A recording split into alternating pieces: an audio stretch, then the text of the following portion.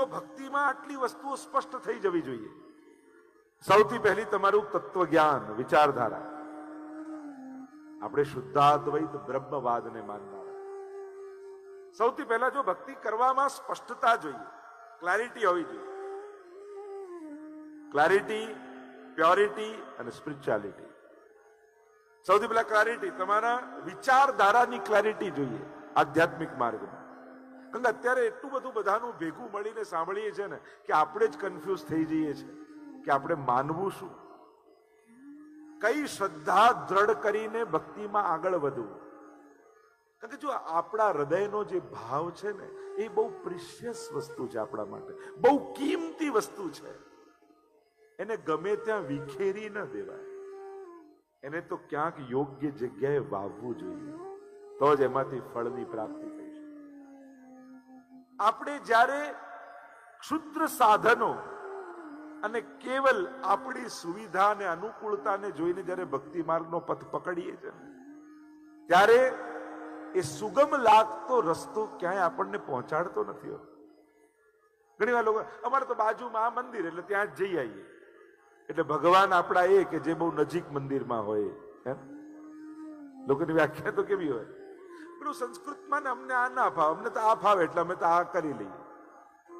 અચ્છા, તો ભગવાનનું ભજન એ કે જે આપણે ગાઈ શકીએ.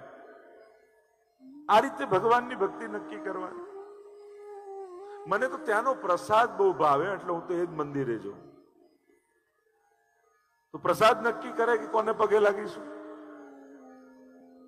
ત્યાં બધી સગવડતા બહુ, વ્યવસ્થા બહુ, એટલે અમને તો પછી અમે તો ભાઈ ત્યાં જ. અચ્છા, એટલે વ્યવસ્થા નક્કી કરે કે આપણે કોને માનીશું.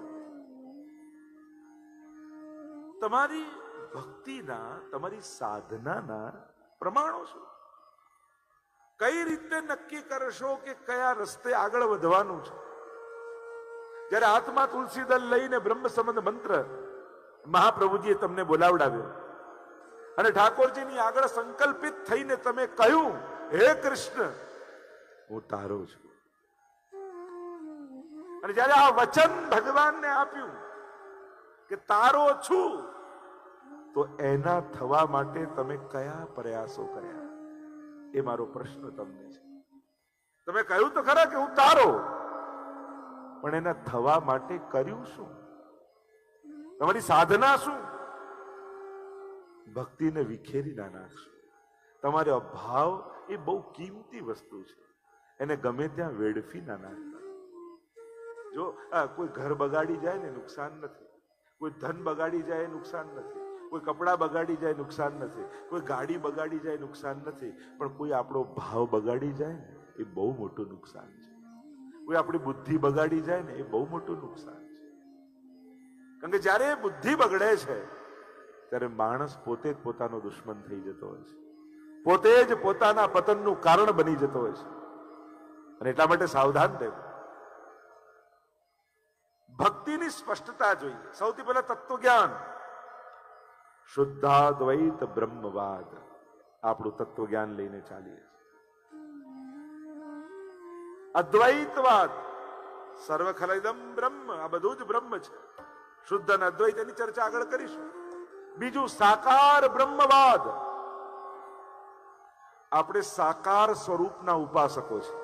આ વાતની પણ સ્પષ્ટ. નહીં તો ઘણી વાર લોકોને એમ લાગે આ બધું મૂર્તિ ને આ બધું સ્વરૂપો, આ તો બધું શરૂઆતમાં હોય ભક્તિમાં, અને પછી તો બધું ધીમે ધીમે બધું જતું રહે ને તમે કોઈ પરમ જ્યોતના ધ્યાનમાં જતા રહો. ના, એવું નથી. ઉલટાનું. અને આકારવાદ એટલે, સાકારવાદ એટલે કોઈ પણ આકારનો આશ્રય. કોઈ એમ કે ના અમે તો ભગવાનને, અમે તો જ્યોતને માની, તો જ્યોતે પણ તમે ચોરસ કલ્પો છો, એને ગોળ કલ્પો છો. કેમ લંબગોળ જ? જ્યોતનો પણ આકાર કેમ? કોઈ પણ આકારનો આશ્રય એ સાકારવાદ જ છે. કોઈ કે બ્રહ્મનો કોઈ આકાર નથી, તો એમના ધર્મ સ્થાનોના આકાર કેમ? ક્યાંક ને ક્યાંક સાકાર ઉપાસના જ કરે છે. એટલે બીજું મહત્વની વાત, સાકાર ઉપાસના સ્વરૂપની. હા, અમે કૃષ્ણના સ્વરૂપના આરાધકો છીએ. રૂપાય, અમે રૂપને ભજનારા છીએ. આપણે મૂર્તિને ભગવાન તરીકે નથી ભજતા, પણ ભગવાનને મૂર્તિ રૂપે ભજીએ છીએ. આ બંનેમાં ફરક છે. કોઈ કે તમે મૂર્તિને ભગવાન તરીકે માનો ને, કે ના, અમે મૂર્તિને ભગવાન તરીકે ના માનીએ, પણ અમે ભગવાનને આ સ્વરૂપે માનીએ. આમાં અમારો ઠાકોરજી બિરાજમાન છે. અને એમને એમ ઠાકોરજીની એની પ્રાણ પ્રતિષ્ઠા એને પુષ્ટાવવામાં આવે ત્યારે એની પણ એક પદ્ધતિ છે. તો બીજી મહત્વની વાત, પહેલું શુદ્ધાદ્વૈત બ્રહ્મવાદનું તત્વ જ્ઞાન, એની સમજ. જો ઘણી વાર શબ્દો નથી હોતા, આપણે હે કૃષ્ણ હું તારો પંચાક્ષર મંત્ર બોલીએ, આપણે લાગે આ 5 અક્ષરનો મંત્ર. અરે ના, આ તો જીવનની સૌથી મોટી સમજ છે કે હું કૃષ્ણનો છું. તમે સંગીત શીખો ને ત્યારે તમને સૌથી પહેલા સા રે ગ મ પ ધ ને બધું મોઢે કરાવે, ત્યારે તમને સા બોલવાથી સા ગવાઈ રહ્યું છે એવું નથી હોતું. સા એ તો સૂજ છે, સા ક્યાં છે? સ્વર. પણ શરૂઆત તો શબ્દથી જ કરો છો, અક્ષરથી જ કરો છો. સરગમ મોડે થઈ જવાથી સારે ગમ પદ નિશાથી તમે સરગમ આવડી ગઈ એવું ન કહેવાય. એ તો સા સાની જગ્યાએ ગવાય, રે રેની જગ્યાએ ગવાય, ગ ગની જગ્યાએ ગવાય, ત્યારે સરગમ આવડી કહેવાય. પણ એ સરગમ એ સૂજ છે, સ્વર એ સૂજ છે, શબ્દ એ અક્ષર છે. શરૂઆત એનાથી થાય. એમ જ તત્વ જ્ઞાન એ પરમ સૂજ છે, એ શબ્દ નથી. તો તત્વ જ્ઞાન. બીજું સાકાર બ્રહ્મવાદ, આકારની ઉપાસના કરનારા આપણે લોકો છીએ. એટલે આ વાત સ્પષ્ટ હોવી જોઈએ. આંખો બંધ કરીને ભીતર જાઓ, ભીતર જાઓ, અંદર જાઓ. અંદર જવું ક્યાં? हार्ड मास की कोटड़ी और भीतर भरी भंगार. हरिदासजी तो एम કહે કે આ તો હાર્ડ માસ ની કોટડી છે, ભીતર તો ભંગાર ભરેલું છે. અરે અમને તો ઠાકોરજીએ બહાર જોઈએ એવી આંખો આપી. જો અંદર જ જોવું હોત તો ભીતર જોવે એવી આંખો આપત. જો અંદરનું સાંભળવું હોત તો અંદર સંભળાય એવો કાન આપ્યા હોત. આ તો બહાર સંભળાય એવા આપ્યા છે. એટલે અમારે તો આજ આંખે ઠાકોરજીને જોવા છે. અમારે તો આજ કાને એના વેણુના સ્વર સાંભળવા છે. અમારે તો આજ હાથે એને ગોદમાં લેવા છે અને સ્પર્શવા છે. એમ શબ્દ, સ્પર્શ, રૂપ, રસ, ગંધ, આ પાંચે દ્વારા પરમાત્માનો અમારે અનુભવ કરવો છે. આપણી ઉપાસના કૃષ્ણ ભક્તિની. એટલે ફિલોસોફિકલ જયારે તમે જ્ઞાન માર્ગની ચર્ચા કરો ત્યારે તત્વજ્ઞાન પર જયારે તમે જતા હો છો ત્યારે આકારની ઉપાસના નથી રહેતી. પછી તો વિચાર, દુનિયાને જમાડનારો એ છે, આપણે શું ભોગ ધરવાના? દુનિયાને ઉઠાડનારો એ છે, આપણે શું ઉઠાડવાના? તો એક સ્પષ્ટતા, તમે ભક્તિ માર્ગના આરાધક છો. અને ત્રીજી વાત, તમે જે ભાવ રાખીને એને ભજો છો એ જ ભાવને એ ધારણ કરીને તમારી સેવાને સ્વીકારે છે. કોઈ એ પ્રશ્ન કરે કે ભગવાન કેવા? કોઈ એમ કે છે કણકણમાં ઈશ્વર છે, કોઈ એમ કે તમારી અંદર ઈશ્વર છે, કોઈ એમ કે તમે જેની સેવા કરો એ ઈશ્વર છે. આમાં સાચું શું? તો કે બધું જ સાચું છે. તમે જેવો ભાવ લઈને એની સામે બેસશો, તમે જો યશોદાનો ભાવ લઈને બેસશો તો એને ભૂખે લાગે છે અને નીંદ પણ આવે છે. મુખ્ય વાત છે તમારા ભાવની. એટલે મહાપ્રભુજી આજ્ઞા કરી, સર્વદા સર્વભાવેન ભજનીયો વ્રજાધિપા સસ્યાયમેવ ધર્મો હિ નાન્યક્વાપી કદાચન. સર્વ ભાવે ને ભજવો. તો જે ચર્ચા કરવા નીકળ્યા છીએ, સચ્ચિદાનંદ રૂપાય, આ રૂપ વાળા પરમાત્માની કથા છે. નિરાકાર બ્રહ્મની કથા નથી ભાગવતમાં. પણ કેવું રૂપ છે? સત, ચિત અને આનંદ.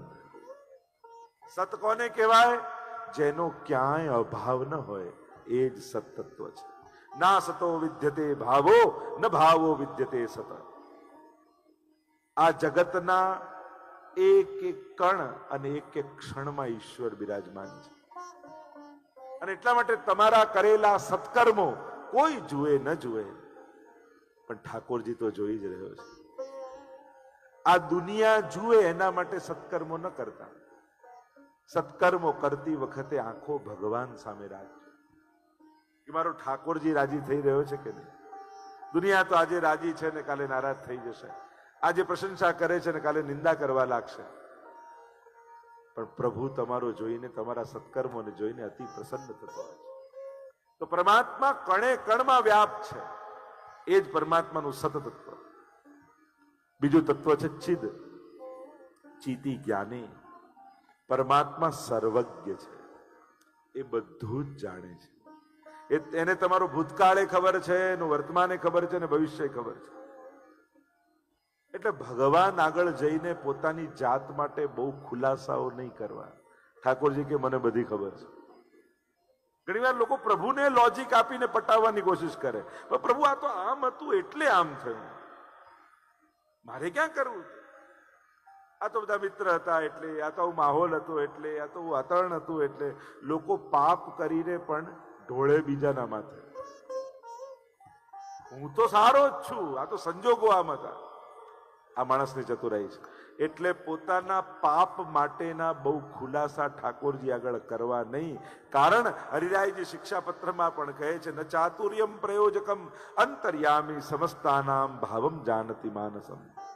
પ્રભુ તમારા ઘટઘટની જાણનારા છે, એને ખબર છે તમે ક્યાં સાચા હતા ને ક્યાં ખોટા હતા, એ જાણે છે.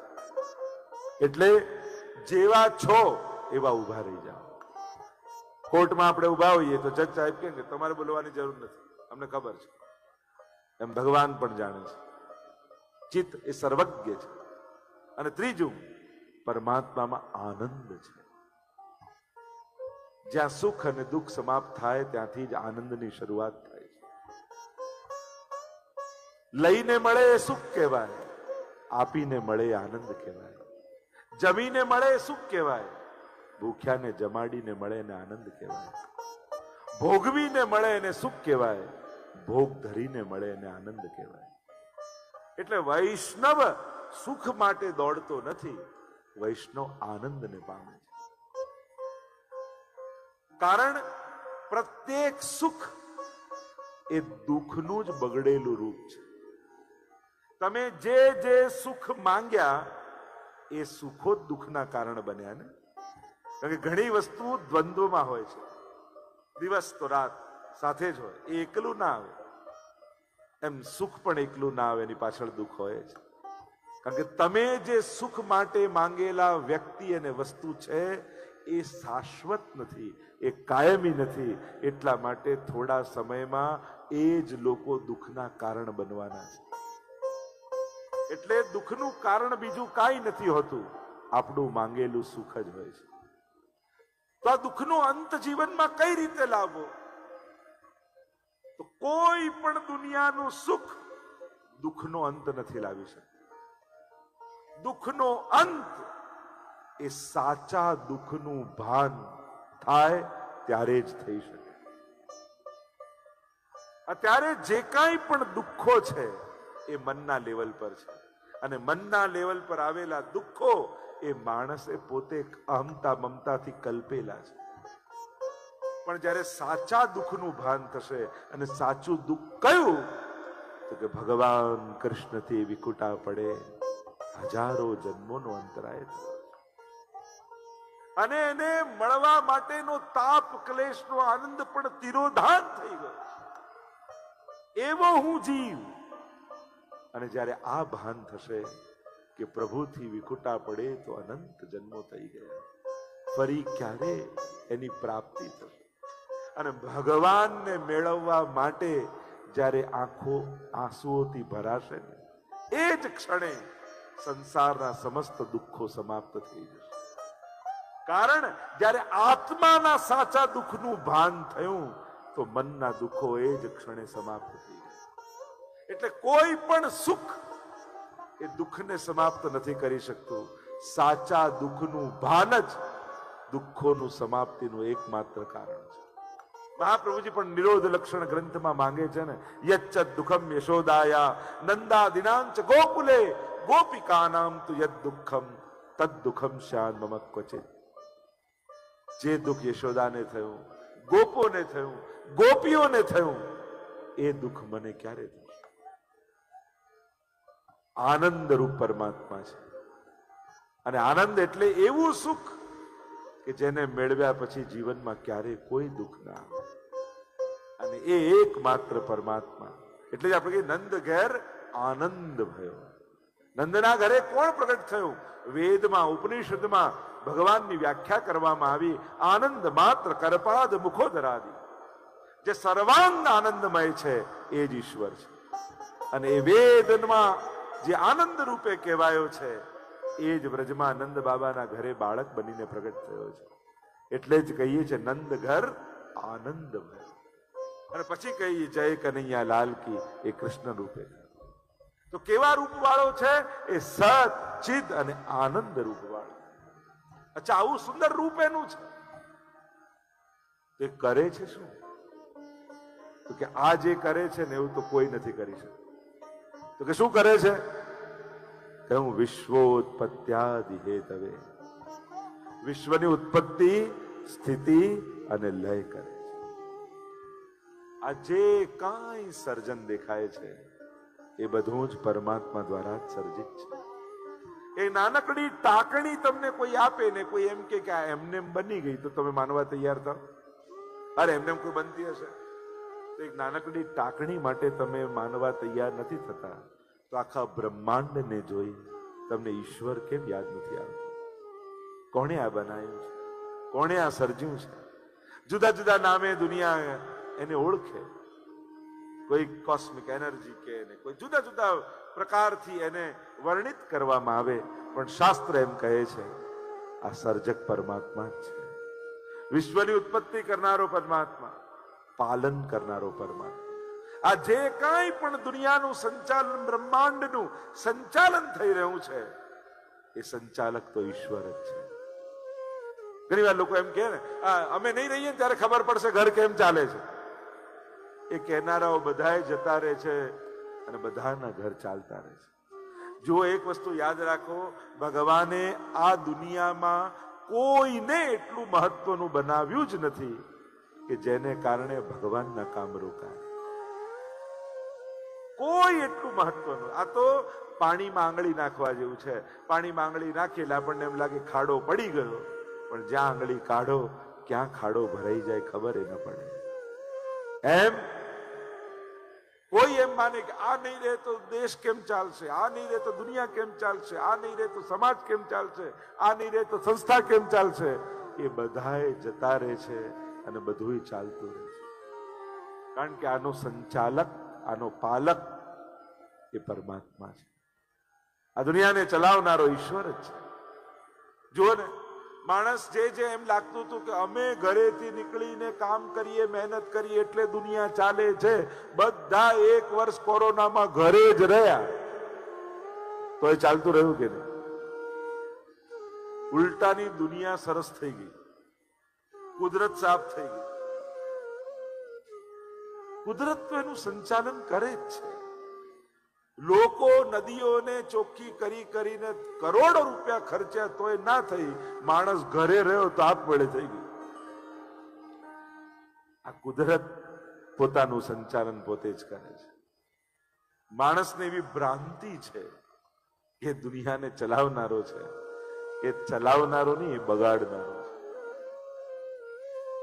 અને આ દુનિયામાં બધું સંચાલન થાય છે, ફરી ફરીને પાછું એ જ આવે છે.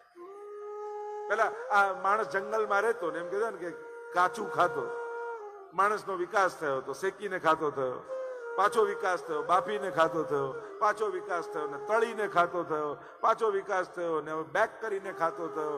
ડોક્ટરોએ પાછું કહ્યું હવે કાચું ખાઓ. એટલે તો આટલા લાખો વર્ષ એ તો કર્યું હતું.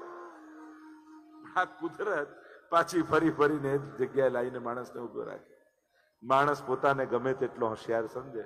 જો ભગવાનને 2 વાત જયારે માણસ આવું કે ને ત્યારે બહુ હસવું આવે. એક જયારે માણસ એમ કે મેં મારા ફ્યુચરનું બધું પ્લાન કરી રાખ્યું છે, ત્યારે પ્રભુને બહુ હસવું આવે કે આ તારા પ્લાનિંગ છે, મારું કંઈક જુદું છે. તને એવું લાગે છે કે તે તારું પ્લાન, તારી એફડીઓ પાકશે એને પહેલા તો તું પાકી ગયો હોય. ભગવાનને ત્યારે બહુ હસવું આવે. અને માણસ જયારે એમ કે હું નહીં રહું ત્યારે જોઉં છું કેમ આ બધું ચાલે, ત્યારે ભગવાનને બહુ હસવું આવે. તું નતો ત્યારે બધું ચાલતું હતું અને તું નહીં રહે ત્યારે બધું ચાલતું રહેશે. એટલે કોઈનાથી કોઈ એવા ફાંકામાં રહેતું હોય તો એ એની ગેરસમજ છે. ચલાવનારો ઈશ્વર છે, કરાવનારો ઈશ્વર છે. વિશ્વની ઉત્પત્તિ, સ્થિતિ અને લય. ભગવાન નાશ નથી કરતો, કારણ કે ભગવાન સર્જન નથી કરતો. મહાપ્રભુજીની ફિલોસોફી એવી છે, મહાપ્રભુજી સમજાવે છે, ભગવાન જગતનું સર્જન નથી કરતા, ભગવાન પોતે જ આવિર્ભૂત થાય છે અને ભગવાન પોતે પોતાનામાં લય કરી લે છે. એટલે જ મહાપ્રભુજી જગતને પણ સત્ય માને છે. માયાવાદમાં જેમ કહ્યું બ્રહ્મ સત્ય જગત મિથ્યા, મહાપ્રભુજી જગતને પણ સત્ય કહે છે. કારણ ભગવાને આ જગત ક્યાંક જુદી માટી લઈને નથી બનાવ્યું, પોતે જગત રૂપે પરિણમિત થયો છે. અને જો બ્રહ્મ સત્ય હોય, કારણ સત્ય હોય, તો કાર્ય પણ સત્ય થાય. બ્રહ્મ, સોનામાંથી તમે બંગડી બનાવો, કુંડળ બનાવો, વીંટી બનાવો, આકાર બદલાય, નામ બદલાય, સોનું તો સોનું જ રહે. એમ બ્રહ્મ જ જો પોતે પરિણમિત થતો હોય અને બ્રહ્મ સત્ય હોય, તો બ્રહ્મ સૂત્ર બતાવ્યું વ્યાસજીએ, કાર્ય કારણ અભેદાત. જો કારણ સત્ય છે તો એનું કાર્ય પણ સત્ય થાય.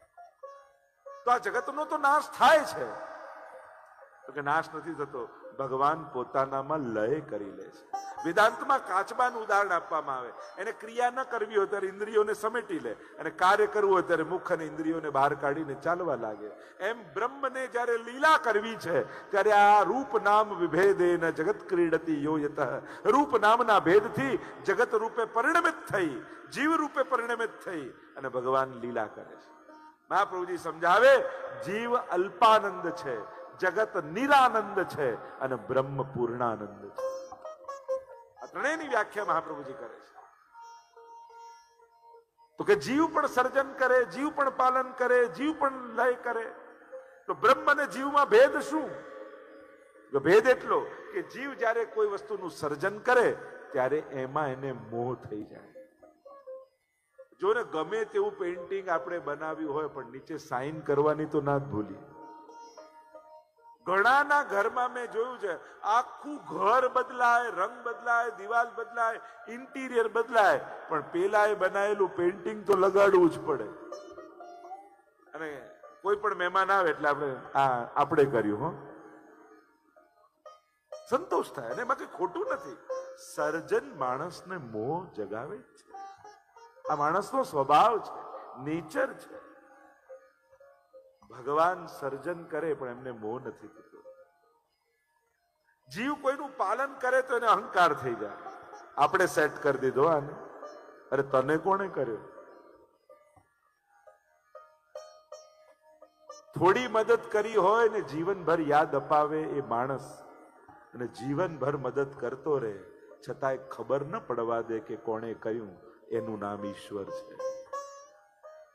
સુદામાને કુબેરનો વૈભવ ભરી દે ભગવાન, પણ સુદામાને ખબર ન પડવા દે કે તને મેં આપ્યું છે. માણસ તો એમ કે એક હાથ આપે તો બીજા હાથને ખબર ન પડે. ભગવાન તો લેનારને ખબર નથી પડવા દેતા કે આપનાર કોણ હતું. આ ભગવાનની આપવાની રીત છે.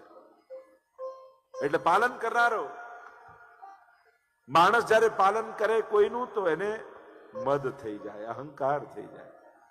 ભગવાનને મદ નથી. અને માણસ કઈ ગુમાઈ દે તો એને દુઃખ થાય.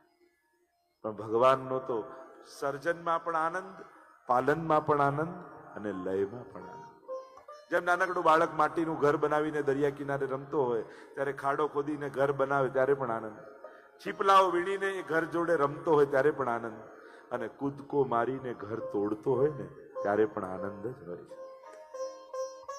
એમ પરમાત્મા ત્રણેય લીલાઓમાં, ત્રણેય ઘટનાઓમાં આનંદ થકી જ કરે છે. અચ્છા, તો આટલું મોટું કાર્ય કરનારો, અને મોટા કામ કરતા હોય ને એમના સ્વભાવ બહુ આકરા. તો પ્રભુનો સ્વભાવ કેવો છે? તો કે આમના જેવો કોમળ સ્વભાવ તો કોઈનો નથી. તો કે કેવા છે? તો કહ્યું, તાપત્રય વિનાશાય શ્રી કૃષ્ણાય વયમ. આ કેવો સ્વભાવ વાળો છે? ત્રિવિધ તાપોને હરી લેનારો છે. આ જગતમાં, આ દુનિયામાં તમે દુખી હશો અને જેની પાસે જશો તો અફસોસ કરનારા ને આશ્વાસન આપનારા ઘણા મળી જશે, પણ દુઃખ દૂર કરવાનું સામર્થ્ય તો પરમાત્મા સિવાય બીજા કોઈની પાસે નથી. ઘણી વાર ઘણા હવેલીમાં દેખાતા બંધ થઈ જાય ને એટલે એમ કે કેમ આજકાલ દેખાતા નથી, હમણાં ટાઈમ બહુ ખરાબ ચાલે છે એટલે હમણાં અવાતું જ નથી. અરે વધારે આવો, તારો ટાઈમ સુધારવાનું સામર્થ્ય કેવલ હરિ પાસે જ છે, કેવલ પ્રભુ પાસે જ છે. બાકી દુઃખમાં રડનારા ઘણા મળી જશે, આશ્વાસન આપનારા ઘણા મળી જશે, પણ દુઃખ દૂર કરનારા તો પરમાત્મા જ છે. એનું સુખાવસાને ઇદમેવ સાર. સુખના અંતમાં કુંતાજી યાદ કર્યા, દુઃખાવસાને ઇદમેવ જ્ઞેયમ. દુઃખના અંતમાં ઉત્તરાય યાદ કર્યા અને દેહના અંતમાં ભીષ્મજી યાદ કરે છે. આ દુઃખ દૂર કરવાનું સામર્થ્ય. અને એટલા માટે ભગવાન પાસે જવાનો મોકો મળે ને તો પોતાના પાપોને યાદ કરીને અટકી ન જતા. અરે મારી અંદર તો આવી આદત, મેં તો આટલા પાપ કર્યા, હું તો આવો ખરાબ. પ્રભુ પાસે જવાની તક મળે તો પોતાના કર્મો ને પોતાના સ્વભાવને યાદ કરીને અટકતા નહીં. કારણ કે એક પરમાત્મા તો એવો છે જે પાપોમાંથી આપણને મુક્ત કરાવી શકે છે. અહં ત્વા સર્વ પાપેભ્યો મોક્ષયિષ્યામિ મા શુચ. ભગવદ્ ગીતામાં ભગવાને સ્પષ્ટ કહ્યું, તું મારી શરણમાં આવ, હું તને તારા પાપોમાંથી મુક્ત કરીશ. અને એટલા માટે જ્યારે પણ સત્કર્મ કરવાનો, સેવા કરવાનો, ભક્તિ કરવાનો, દર્શન કરવાનો, પ્રભુ પાસે જવાનો, જ્યારે પણ અવસર મળે, તક મળે, ત્યારે ચૂકી ન જતા. કારણ કે ઘણીવાર વર્ષોની સાધના નથી તારતી અને ઝડપેલી તકો તારી દેતી હોય. જો આ 7 દિવસની એક તક આપણને મળી છે તરી જવાની, આ 7 દિવસ એક અવસર છે. કારણ કે ભાગવત કથા છે ને, ઇમરજન્સી વોર્ડ છે. જે રેગ્યુલર ડોક્ટર પાસે જતો હોય અને ડોક્ટરને તપાસવા જતો હોય, એટલામાં એક ઇમરજન્સી કેસ આવે, નર્સ કહેવાય, ડોક્ટર સાહેબ ઇમરજન્સી કેસ છે, તો ડોક્ટર રેગ્યુલર વાળા પાસે જાય કે ઇમરજન્સી વાળા પાસે? ઇમરજન્સી વાળા પાસે પહોંચી જાય.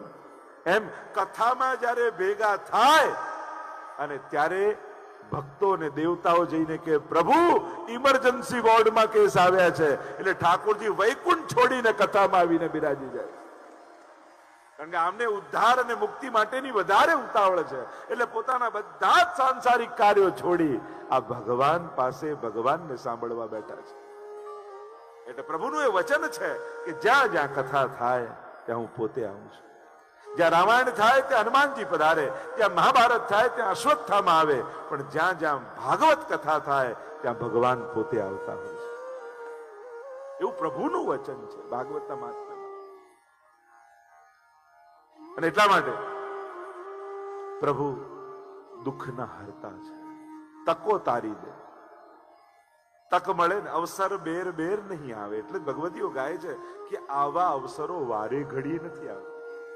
તમને એમ લાગે આ કથા નહીં તો ફરી ક્યારેક બેસશે. કથા તો બેસશે, પણ તું ઉઠી ગયો ઈસ કોને ખબર. એટલે લૌકિકના ભલે લાંબા પ્લાન કરો, અલૌકિકની તકો સામે હોય ને તો એને ઝડપી જ લેવી. અને નથી થતું. મેં તો ઘણાને જોયું છે, જેણે જેણે ટાળ્યું છે એનું ટળી જ ગયું છે, એને મેળ પડતો જ નથી. ઘણા હજી મારી પાસે એવા છે જે 10-10 વર્ષથી કથાની વિનંતી કરે છે, પણ ક્યારેક મને નથી મેળ પડતો ને ક્યારેક એને નથી મેળ પડતો. પણ નથી થતું તો નથી જ થતું. કથાની કંકોત્રી ઘણાને મળી હશે, પણ જો જન્મોત્રીમાં નહીં લખ્યું હોય ને તો કથામાં નહીં આવી શકે. કથા તો જન્મોત્રીમાં લખી હોય એને બેસવા મળે, એને સાંભળવા મળે. ભાગ્યોદયેન. અને આ ભાગ્ય કથાનું ભગવાન લખતા હોય છે. 2 પ્રકારના ભાગ્યો, એક કર્મો દ્વારા માણસને લખાયેલું ભાગ્ય અને કૃપા દ્વારા લખાયેલું ભાગ્ય. અને કૃપા થકી ભગવાને ભાગ્યમાં લખ્યું હોય ને એ જ કથામાં આવીને બેસી શકે. મહદ ભાગ્યનું આ ભાગ્યોદય છે. તો પ્રભુ દુઃખના હરતા છે. જીવનમાં દુઃખ આવે તો માણસ ક્યાં જાય, કોની પાસે જાય? મહાપ્રભુજી કહે સમર્થનો આશ્રય કરશો તો દુઃખો જશે. કહેવું નહીં પડે. અસમર્થનો આશ્રય કરશો ને તો એ પોતે દુઃખી છે. તમારા દુઃખોને શું દૂર કરવાનું? इस बस्ती में हमारे आंसुओं को कौन पहुंचेगा, यहां जिसको देखो उसका दामन भीगा लगता है. એ તમારા આંસુ કોણ લૂછશે? એ પોતે રડી રહ્યો છે. હરિનો આશ્રય કરજો. પ્રભુ સર્વ સમર્થો હિ તતો નિશ્ચિતતામ વ્રજે. મહાપ્રભુજી એટલે જ તો નિશ્ચિંતાનો મંત્ર આપી દીધો, અને એ છે હરિ. પ્રભુ તમારા માથે બિરાજતા તમારા લાલન, તમારા ઠાકોરજી. દુઃખ આવે ને એટલે માણસ એટલો આપણો ફાફડો થઈ જાય, આ કરી આવું, પેલું કરી આવું, અને દુઃખના સમયે શ્રદ્ધાને ભટકવાની પૂરેપૂરી સંભાવનાઓ હોય છે. પૂરેપૂરી સંભાવના. આનાથી ન થાય તો આનાથી કરાવી લઉં, આનાથી ના થાય તો અહીંયા આ ચડાઈ જાવ, અહીંયા પેલું ચડાઈ જાવ. માણસ જે ભટકવાની છે, અને હોય એના કરતા વધારે દુઃખી થાય. હરિના ચરણ પકડી રાખજો, એનું નામ જ હરિ છે.